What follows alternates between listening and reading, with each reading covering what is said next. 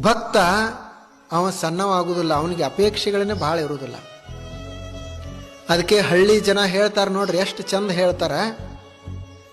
ಹಳ್ಳಿ ಜನ ಹೇಳ್ತಾರೆ, ಯಾರು ಸಾವುಕಾರ, ಯಾರು ಬಡವ, ಯಾವ ಬಡವ, ಯಾರು ಸಾಕಂತಾರ ಅವ ಸಾವುಕಾರ, ಯಾರು ಬೇಕಂತಾರ ಅವ ಬಡವ. ನಮ್ಮ ಹತ್ತಿರ ಕೋಟಿ ಇದ್ರು ಇನ್ನೂ ನಮ್ಮಲ್ಲಿ ಬೇಕು ಬೇಕು ಅಂತ ಇತ್ತು ಅಂದ್ರೆ ನಾವು ಬಡವರು.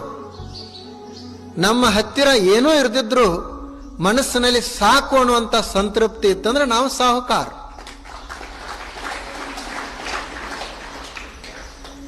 ಬೇಕು ಅನ್ನುವುದು ಮನಸ್ಸಿನಾಗಿತ್ತಂದ್ರೆ ಅವನ ಹತ್ತಿರ ಎಷ್ಟಿದ್ರೆ ಏನು, ಅವನು ಹೆಂಗೆ ಶ್ರೀಮಂತ ಆಗ್ಲಿಕ್ಕೆ ಸಾಧ್ಯ ಅದ? ಅದನ್ನೇ ಅವರು ಹಳ್ಳಿಗರು ಹೇಳಿದ್ರು. ಹಳ್ಳಿಯ ಜನರ ಮಾತುಗಳಿಗೇನೆ ವೇದ ಅಂತ ಕರೆಯುವುದು.